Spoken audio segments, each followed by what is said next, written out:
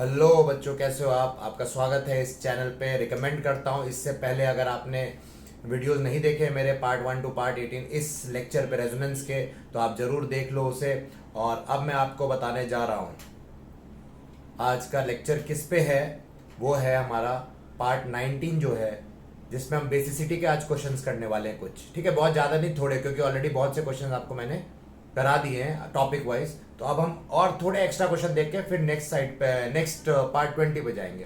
उसमें हम आपको साइट ऑफ प्रोटोनेशन के बारे में बताएंगे। ठीक है, तो चलो स्टार्ट करते हैं पार्ट 19 और देखते हैं कुछ सवाल बेसिसिटी के ऊपर इंपॉर्टेंट। और जो नहीं अगर अभी मैं कराऊं क्वेश्चंस, तो ये मत सोचना वो नहीं कराए जाएंगे, क्योंकि क्या होता है कि कुछ कॉन्सेप्ट बेसिसिटी के हाइपर कॉन्जुगेशन से भी जुड़े हुए हैं, जो कि आगे मैं पढ़ाने वाला हूँ। तो तब एक और राउंड में आपको क्वेश्चन का लूंगा बेसिसिटी के। अभी मैं उन क्वेश्चंस को नहीं लाऊंगा जो हाइपर कॉन्जुगेशन से जुड़े हैं। ठीक है, तो मैं प्योरली जो रेजोनेंस या इंडक्टिव बेस्ड है, जो मैं पढ़ा चुका हूं आपको, उसके ऊपर ये लेक्चर है। उनके ऊपर क्या सवाल आ सकते हैं उन पे हम बात करेंगे।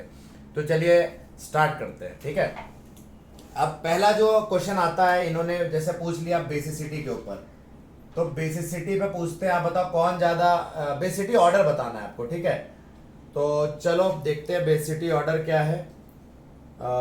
ये पूछते हैं ऐसे, सॉरी, ये इन्होंने दे दिया और फिर इन्होंने एक पिरिडीन ले लिया। इन्होंने देखो ये सब क्वेश्चन आ चुके हैं कहीं ना कहीं आपको किसी ना किसी कंपटीशन में, और इसका फायदा आपको यहाँ पे मिलेगा। लास्ट में मैं आपको यहाँ पे पायरोल बना दिया मैंने। यह आपके क्वेश्चन है, इसमें बताना है बेसिसिटी ऑर्डर। ठीक है, तो देखो बेसिसिटी कैसे बताएंगे। अब हम यहाँ पे देखना है सबसे पहले कि लोकलाइज्ड लोन पेयर है कि नहीं। लोकलाइज्ड लोन पेयर, अगर आप यहां तक पहुंचे हो तो आपको मालूम होगा कि लोकलाइज्ड या डीलोकलाइज्ड क्या होते हैं। तो लोकलाइज्ड लोन पेयर होते हैं जो रेजोनेंस में पार्ट अभी नहीं ले रहे हैं। तो ये लोकलाइज्ड नाइट्रोजन के ऊपर लोकलाइज्ड लोन पेयर है। यहां नाइट्रोजन के ऊपर भी लोकलाइज्ड लोन पेयर है, बट यहां नाइट्रोजन sp3 हाइब्रिडाइज्ड है और यहां नाइट्रोजन sp2 हाइब्रिडाइज्ड है। तो फर्क पड़ता है, अभी बताऊंगा। और यहां पे भी नाइट्रोजन क्या है, लोकलाइज्ड है, और यहाँ पे लोन पेयर जो है लोकलाइज्ड है, और ये sp3 हाइब्रिडाइज्ड है। वेरी गुड, तो ये भी sp3 ये भी 3, बहुत अच्छी बात है। और हमारा ये लास्ट वाला ये डीलोकलाइज्ड है, ये रेजोनेंस में इन्वॉल्व है ना। ये डीलोकलाइज्ड लोन पेयर है। एरोमेटिक सिस्टम में पायरोल ये बहुत ही बेकार बेस होगा, क्योंकि ये अपनी बेसिसिटी के चक्कर में अपनी एरोमेटिसिटी नहीं बिगाड़ना चाहेगा, है ना। जैसा मैंने पहले बता चुका, आप वीडियोस पहले के देख सकते हो। तो यहाँ पे डीलोकलाइज्ड है, तो ऑब्वियस है ये सबसे बेकार। तो अगर हम नंबरिंग कर दें 1 2 3 4, तो सबसे पुअर बेस कौन होगा, ये। क्यों? क्योंकि डीलोकलाइज्ड लोन पेयर रेजोनेंस में इन्वॉल्व है। तो आसपास कहीं मान लो प्रोटॉन यहाँ पे भ्रमण कर रहा है, टहर रहा है, मतलब यहाँ आसपास कहीं प्रेजेंट भी होगा प्रोटॉन, तो क्या ये लोन पेयर ऑफ नाइट्रोजन इस प्रोटॉन की तरफ अट्रैक्ट होगा? ऑब्वियसली नहीं होगा। क्यों? क्योंकि अब या होगा भी तो बहुत ना के बराबर, लेस होगा, क्योंकि ये ऑलरेडी बिजी है रेजोनेंस में। और मैं आपको बता चुका हूं, अगर इसने H+ को कैप्चर किया तो ये नॉन एरोमेटिक बन जाएगा। तो ये एरोमेटिक से नॉन एरोमेटिक होना नहीं चाहेगा, मैंने आपको बताया हुआ है मेरे लेक्चर में। तो इसलिए ये एरोमेटिसिटी लूज करना नहीं चाहेगा, तो ये H+ को कभी गेन नहीं करेगा। तो ये बहुत ही बेकार base, pyrrole is a poor base. इनमें और इनमें देख लेते हैं। देखो एक बात तो पक्की है कि sp2 पे लोकलाइज्ड होता है। मैंने आपको बताया था sp3 and localized is more basic than sp2 and localized. ठीक है, तो sp3 अगर सिस्टम है और लोकलाइज्ड लोन पेयर है तो ऑब्वियसली वो ज्यादा बेसिक है, मैंने पहले बता चुका हूं। तो ये तो पक्का है कि sp2 वाला थोड़ा यहां पे कहीं आ जाएगा। अब बात होती है comparison 1 and 3, first and third वाले स्ट्रक्चर में। तो फर्स्ट थर्ड में क्या हो रहा है कि यहाँ पे ऑक्सीजन प्रेजेंट है। अब ऑक्सीजन कैसा ग्रुप होता है, -I ग्रुप होता है। आपको मालूम है, इंडक्टिव इफेक्ट का मेरा वीडियो देख लो। ऑक्सीजन एक -I इलेक्ट्रॉन विड्रॉइंग ग्रुप है। वो क्या करेगा, नाइट्रोजन से इलेक्ट्रॉन डेंसिटी खींचने लगेगा, और खींचेगा तो इस नाइट्रोजन पे थोड़ी सी इलेक्ट्रॉन डेंसिटी क्या हो जाएगी, कम हो जाएगी, जिसके कारण ये इलेक्ट्रॉन पेयर अपने डोनेट नहीं कर पाएगा अगर आसपास H+ प्रेजेंट है। ऐसा नहीं है नहीं करेगा, बट इसके रिस्पेक्ट में ये थोड़ा सा कम करेगा, क्योंकि ऑक्सीजन इस नाइट्रोजन के इलेक्ट्रॉन पुल कर ले रहा, नाइट्रोजन की साइड को लेस बेसिक बना रहा। और यहाँ पे ऐसा कोई प्रॉब्लम नहीं, यहाँ पे कुछ भी ऐसा नहीं है जो इस नाइट्रोजन के इलेक्ट्रॉन को छीन रहा है। तो ये नाइट्रोजन काफी रेडिली अवेलेबल है H+ के ऊपर अटैक करने के लिए, क्योंकि sp3 भी है और लोकलाइज्ड भी है। तो yes, first will be the most basic, followed by third, and then second and fourth आपने देख लिया। तो हमारा ये बेसिसिटी ऑर्डर ये बहुत ही इंपॉर्टेंट क्वेश्चन है, इसको आपको समझना पड़ेगा। और इससे पहले वाले लेक्चर में मैंने इनको मिला के एमिडीन गुआनिडीन जहां पे मैंने डिस्कस किए थे सिस्टम, उनमें मैंने इनको करा दिया है। ठीक है, तो चलो नोट कर लो आप, मैं मिटाता जाऊंगा, आप नोट करते जाना। ठीक है, और अब हम बात करते हैं किसकी। देखो अब मैं फास्ट पढ़ा रहा हूं क्योंकि टाइम है नहीं। आप भी बोलोगे अगर मैं बकवास करूंगा, बोलूंगा बहुत फालतू टाइम करता है बकवास, तो टाइम वेस्ट नहीं कर सकते हम, because we have less time and we have to do a lot. क्योंकि अगर मैं आपको पूरी केमिस्ट्री बताने ही जा रहा हूँ तो यस, मेरे से अभी बहुत काम करवाना है आपको। ठीक है, चलो ये दे दिया, और एक चलो ये ऐसे, तो ऐसे आपको दे दिया तो आपको डरने की जरूरत नहीं है, लेटा दिया बस मॉलिक्यूल को। फिर फर्स्ट मान लो, सेकंड मान लो, थर्ड मान लो, और ये फोर्थ मान लो, है ना। अब क्या है भाई, यहाँ पे क्या हो रहा है कि ये sp2 हमने बता दिया ये pyridine है, और यहाँ sp2 लोकलाइज्ड है, sp2 and localised lone pair है। यहाँ पे sp3 एंड, और दो sp3, वेरी गुड, यहाँ दो 2 sp3 एंड लोकलाइज्ड, यहाँ 1 sp3 एंड लोकलाइज्ड, और यहाँ पे भी 1 sp3 एंड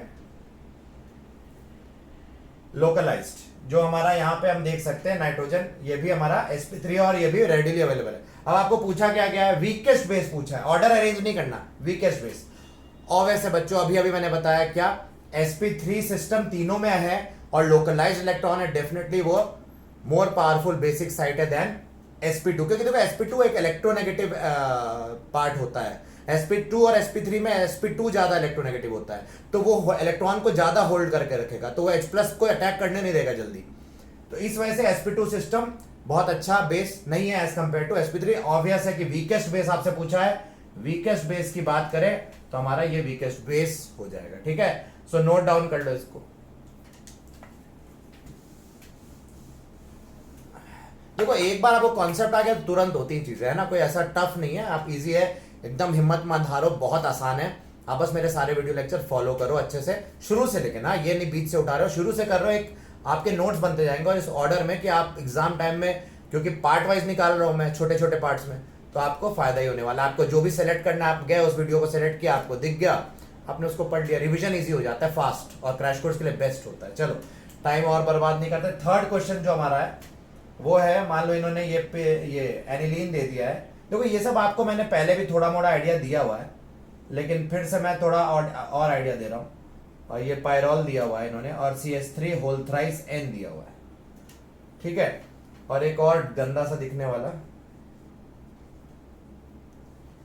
आपको ये एल्डिहाइड कीटोन वगैरह में मैं पढ़ाऊंगा डिटेल में, तो अभी आप बस अभी याद रखो ऐसा कुछ स्ट्रक्चर है ना, इसके बारे में हम एल्डिहाइड कीटोन वगैरह में देख लें, कार्बोनिल वगैरह में। ठीक है, इस टाइप का एक है, ये 3D स्ट्रक्चर है, कैप जैसा दिख रहा है। तो आपको ये इसमें पूछा गया, आपको बस पूछा गया स्ट्रॉन्गेस्ट बेस कौन सा है। तो देखो यहाँ पे लोन पेयर है, लोन पेयर है, लोन पेयर है, और रोटेशन, रोटेट कर नहीं सकता, ये रोटेशन लॉक्ड है, मोस्ट बैलेंस्ड पोजीशन पे ही है। तो ऑब्वियसली H+ कहीं भी प्रेजेंट होगा, ये चारों दिशाओं से अटैक कर सकता है इक्वल प्रोबेबिलिटी से। लेकिन यहाँ पे क्या हो रहा है, यहाँ पे ये तो लोकलाइज नहीं है, ये तो डीलोकलाइज्ड है। और डीलोकलाइज्ड क्या होता है, बहुत ही पुअर बेस, क्योंकि ये रेजोनेंस में इन्वॉल्व है ना, भाई एनिलीन का ये लोन पेयर रेजोनेंस में इन्वॉल्व है। तो अगर H+ आसपास पड़ा होगा तो क्या ये लोन पेयर उस पर ध्यान देगा, ज्यादा नहीं देगा, इसलिए पुअर बेस। ये भी पुअर बेस बताया, pyrrole is a poor base, क्योंकि वो H+ गेन करने के बाद नॉन एरोमेटिक हो जाता। टर्शियरी अमीन एक अच्छा बेस है, लेकिन इतना भी नहीं कि यहाँ 4 नाइट्रोजन को हरा दे बेसिक साइड में। तो बेस्ट बेस आपसे पूछा गया था, तो ये है स्ट्रॉन्गेस्ट बेस इन सारे, सिंपल सा है, कोई टफ नहीं है।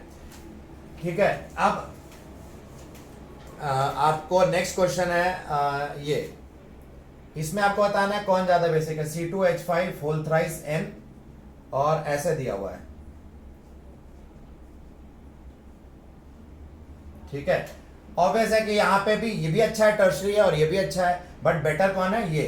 क्यों? क्योंकि यहाँ रोटेशन एक तो लॉक्ड है, तो H+ पड़ा होगा, तो ये मॉलिक्यूल अपने आप को मिनिमाइज करने के लिए रिपल्शन इलेक्ट्रॉन पे, लोन पेयर तो यहीं पड़े रहेंगे, कुछ कर नहीं सकता, घूम नहीं सकता, तो ये डायरेक्टली अटैक ही कर सकता है। अटैक करके कुछ लोन पेयर की डेंसिटी अपनी कम करके ये जो स्ट्रेन है या जो भी है इसको मिनिमाइज करने की कोशिश कर सकता है, पर रोटेट नहीं कर सकता। तो ये, और यहाँ पे ये बल्कि ग्रुप रोटेट कर सकते हैं अपने आप को एक्वस मीडियम में सॉल्वेशन के हिसाब से या स्टेरिक फैक्टर के हिसाब से। तो ऑब्वियसली यहाँ पे वो स्टेबिलिटी ज्यादा देखेंगे देन पहले अपनी स्टेबिलिटी देखेंगे तब H+ को अटैक करेंगे ना।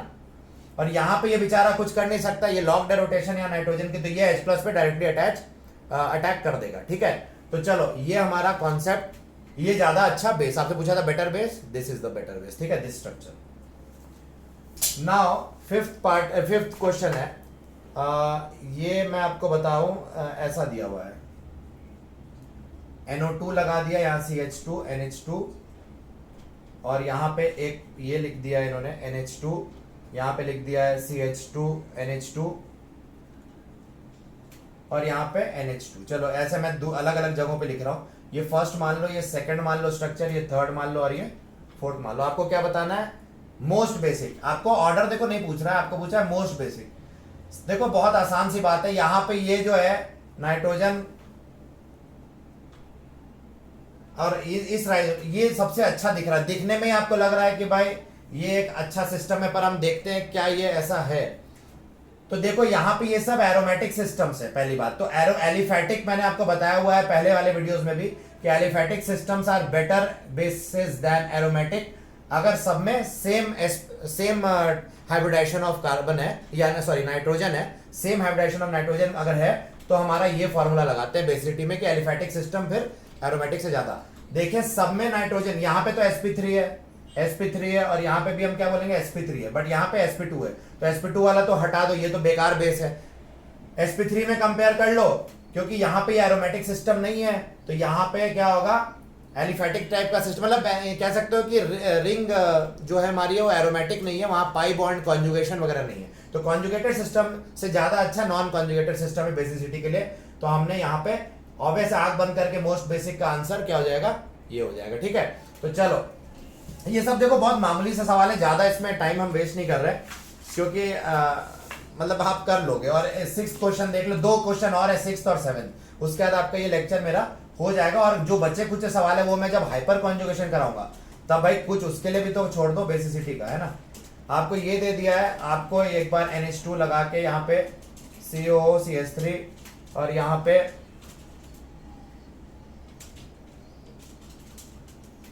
और बोला बताओ भाई सबसे अच्छा बेस कौन है। एक और दिया हुआ है इन्होंने, तो ये 4 दिए हुए हैं। ऑब्वियस है ये सब क्या है, ये वाले ग्रुप एस्टर वाले जो ग्रुप्स है ये सब क्या होते हैं, -I, और -I अगर लगे हो तो बेसिसिटी कम होती है। आपको मैंने इंडक्टिव वाले वीडियो में बताया हुआ है कि -I increases then basicity decreases. तो यहाँ -I ज्यादा है, यहाँ एक -I है, तो भी ये बेसिक उतना नहीं है। यहाँ भी एक -I है, यहाँ पे एक भी -I ग्रुप नहीं लगा हुआ है, तो सबसे अच्छा बेस क्या हो जाएगा, यही हो जाएगा। तो ये बहुत एकदम इजी सा इंडक्टिव इफेक्ट का क्वेश्चन है, इसमें तो रेजोनेंस वगैरह कुछ लगाने की भी जरूरत नहीं।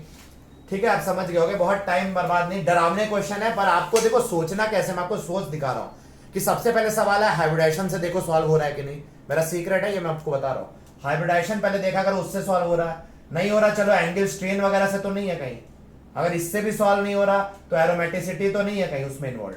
अगर एरोमेटिसिटी का कोई कॉन्सेप्ट नहीं है तो आप चले जाओ रेजोनेंस, हाइपर कॉन्जुगेशन, और रेजोनेंस में भी आप देखो सिग्मा रेजोनेंस तो नहीं है, बैक बॉन्डिंग तो नहीं है कहीं, पाई रेजोनेंस है क्या उसमें, डी ऑर्बिटल रेजोनेंस है क्या, ये देख लो पहले। उसके बाद रेजोनेंस स्किप करने के बाद फिर आओ हाइपर कॉन्जुगेशन है क्या, हाइपर कॉन्जुगेशन भी अगर नहीं है तो इंडक्टिव है क्या।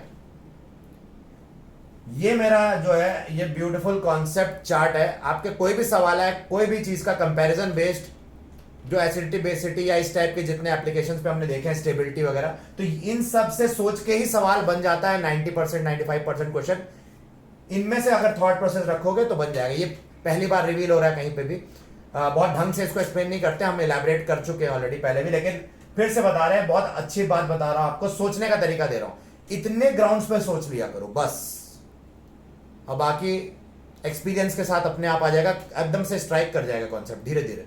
तो ये आपको सीक्रेट बता दिया मैंने। इनको हमेशा जब भी सवाल देखो कोई कंपैरिजन का, सोचो इनके अबाउट। वैसे तो डायपोल मूवमेंट के कंपैरिजन है, पर उनके अलग कॉन्सेप्ट है। मैं आपको स्टेबिलिटी या एसिडिटी या इस टाइप के जो आपने देखे होंगे एप्लीकेशन बेस्ड जो हम अभी तक करे हैं, उनमें यही सब लॉजिक लग सकता है। ठीक है, आगे भी हम देखेंगे, हम आपको बताएंगे। चलो आपका टाइम नहीं वेस्ट करते, और एक लास्ट चीज बता देता हूं मैं, हमारा नेक्स्ट 7th क्वेश्चन जो है,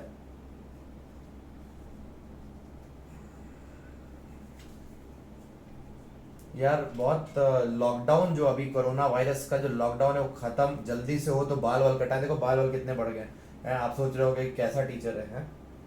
ऐसा ऐसे तो हमारे बच्चे घूमते हैं ऐसे बाइक पे है। आवारा हो गया टीचर आपका, है?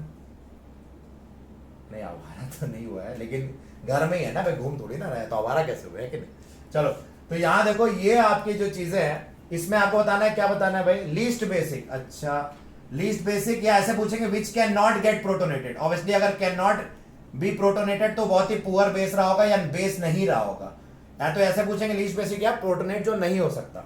देखते हैं भाई, पायरॉल तो हटा ही दो, ये तो बहुत ही घटिया है। नहीं सॉरी, लीस्ट बेसिक बोला है ना, हाँ तो पायरॉल हो सकता है ना भाई, पायरॉल तो हो सकता है लीस्ट बेसिक में। और ये देखो यहाँ लोन पेयर sp3 लोकलाइज्ड, ये तो भाई अच्छा बेस है, बुरा बेस नहीं, अच्छा बेस है ये पिरिडीन sp2 लोकलाइज्ड तो है ना, कम से कम अच्छा बेस्ड है। यहाँ पे भी पिरिडीन सिस्टम तो है ना, भले ही 2 रिंग है पर पिरिडीन सिस्टम ये भी क्या है, लोकलाइज्ड है और sp2 है, ये भी क्या है, अच्छा बेस है, डिसेंट बेस है। बेस्ट बेस इन चारों में ये हो सा। और ये हमने आपको बताया ये बहुत ही बेकार बेस, क्योंकि ये एरोमेटिक ऑलरेडी है। अगर इसने H+ कैप्चर किया तो मैं आपको कई बार बता चुका हूं ये क्या बन जाएगा, बोलो, ये बन जाएगा नॉन एरोमेटिक। और नॉन एरोमेटिक बनने के कारण इस कोई भी चीज नहीं चाहेगी वो एरोमेटिक से नॉन एरोमेटिक बने, मतलब स्टेबल से लेस स्टेबल बने। तो yes, the answer is fourth, है ना, फोर्थ नहीं, मतलब जो भी है ये सेकंड नंबर, इसकी नंबरिंग कर दो 1 2 3 4, तो सेकंड नंबर, ठीक है। तो ये आपका आंसर हो गया, मतलब this is the correct answer. ये सबसे कम प्रोटोनेट होगा या वीकेस्ट बेस हम बोल सकते हैं उसको इन चारों में। चलो, होप आपको ये वीडियो लेक्चर अच्छा लगा होगा। आप इस वीडियो को शेयर करो, ज्यादा से ज्यादा लोग तक पहुंचाओ और उनका फायदा करो। किसी का भी लॉस नहीं होना चाहिए, इस लॉकडाउन के चक्कर में भी नहीं होना चाहिए, क्योंकि कोचिंग्स बहुत सी बंद भी है, बहुत सी जगह रिसोर्सेज नहीं उतने, तो सबका फायदा करो, ठीक है। थैंक यू सो मच, मिलते हैं अगले लेक्चर में। Have a good day.